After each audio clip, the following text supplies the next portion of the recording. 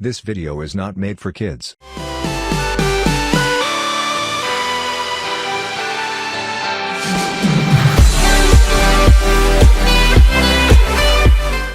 तो hello and welcome students to Manu का ज्ञान। आज हम लोग पढ़ने वाले हैं क्लास 9 क्षितिज का सवैये चैप्टर। तो ये जो सवैये है ये कुछ पंक्तियां हैं या फिर एक तरीके से पोएम है, कविता है, जिसको हम लोग स्टेंस बाय स्टेंस समझने वाले हैं। तो फर्स्ट स्टेंस के अंदर जो रसखान है वो कुछ पंक्तियों द्वारा अपने आराध्य श्री कृष्ण की जन्मभूमि के प्रति लगाव को प्रदर्शित कर रहे हैं, मतलब वो अपना प्रेम दिखा रहे हैं श्री कृष्ण की जन्मभूमि की तरफ।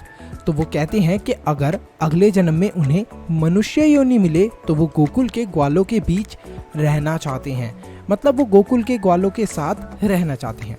अगर उन्हें पशु योनि प्राप्त हो, मतलब वो अगर पशु बने, तो वो ये चाहते हैं कि वो ब्रज में ही रहें ताकि वे नंद की गायों के साथ विचरण कर सकें, मतलब कि नंद की गायों के साथ घूम सकें। उसके बाद उन्होंने बोला है अगर उन्हें पत्थर बनना पड़े तो वो पत्थर बनना चाहते हैं। कौन से पर्वत का पत्थर बनना चाहते हैं? जिसको भगवान श्री कृष्ण ने अपनी तर्जनी उंगली से उठाकर ब्रिज के जितने भी लोग हैं उनको इंद्र के प्रकोप से बचाया था। अब वो कौन सा पत्थर था जिसे भगवान श्री कृष्ण ने उठाकर ब्रिज के सारे लोगों को बचाया था? फटाफट कमेंट सेक्शन के अंदर कमेंट करके बताइए। अगर पक्षी बने तो वो चाहते हैं कि वो यमुना के किनारे अपनी यमुना के डालों के पास में अपना घर बनाएं और वहां पर वो रहें। वे हर हाल में श्री कृष्ण के सानिध्य, मतलब भगवान के साथ रहना चाहते हैं, भगवान के शरण में रहना चाहते हैं, भगवान से जुड़े रहना चाहते हैं, चाहे इसके लिए उन्हें कोई भी परेशानी का सामना करना पड़े। सेकंड स्टेंस के अंदर रसखान कहते हैं कि ग्वालों की लाठी और कंबल के लिए अगर उन्हें तीनों लोक का राज्य त्यागना पड़े तो वो त्याग देंगे। वे इसके लिए 8 सिद्धि और 9 निधियों का भी सुख छोड़ने के लिए तैयार हैं। वे अपनी आंखों से ब्रज के वन, बागों और तालाब को जीवन भर निहारना चाहते हैं। वे ब्रिज की जो झाड़ियां हैं कांटे वाली, उसके लिए भी अगर उन्हें ब्रिज की कांटे वाली झाड़ियां बनने का भी मौका मिले और उसके बदले कोई उनसे सोने के 100 महल भी मांग ले तो वो भी उसे न्यौछावर करने के लिए तैयार हैं। थर्ड स्टेंस के अंदर गोपियों ने श्री कृष्ण के प्रेम को पाने की इच्छा और कोशिश का वर्णन किया है।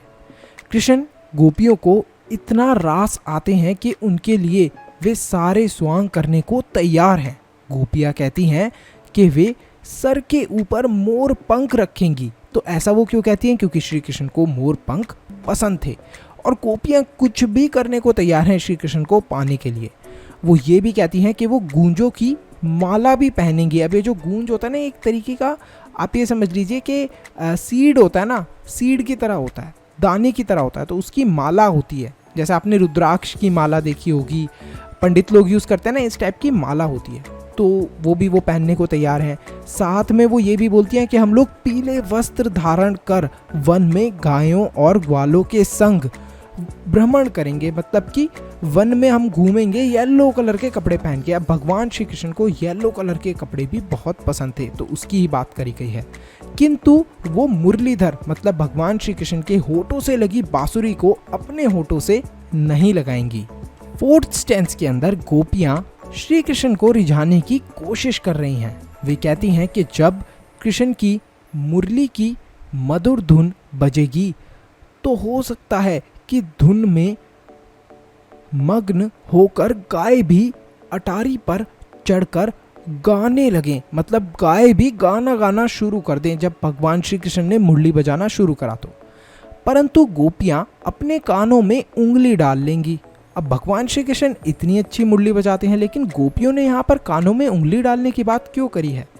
ताकि उन्हें वो मधुर संगीत ना सुनाई दे पड़े।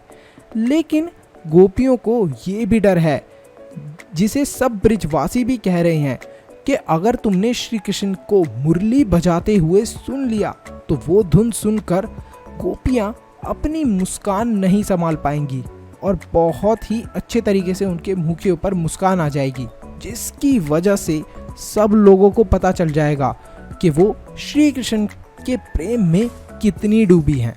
तो यहीं पर बहुत ही इंटरेस्टिंग तरीके से हमारी ये जो कविता है छोटी सी ये ख़त्म होती है।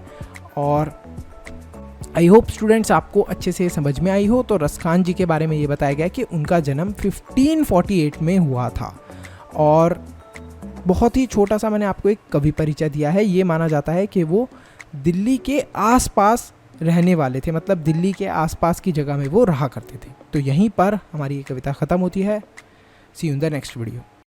तो अगर आपने इस वीडियो को यहाँ तक देख लिया है तो फटाफट लाइक करो, चैनल को सब्सक्राइब करो और कमेंट करो अपना बेस्ट पार्ट। इसी के साथ साथ वीडियो को शेयर करना मत भूलना। एक इम्पॉर्टेंट अनाउंसमेंट, अगर आप लोग चाहते हो कि हम लोग फ्यूचर में इसी तरीके से और भी वीडियोस बनाते रहें तो आप हमारे चैनल के मेंबर बन के हमें सपोर्ट कर सकते हो। अब मेंबर कैसे बनना है? सब्सक्राइब के साथ में जो ज्वाइन बटन है उस पर क्लिक करें और हमारे चैनल के मेंबर बन जाए।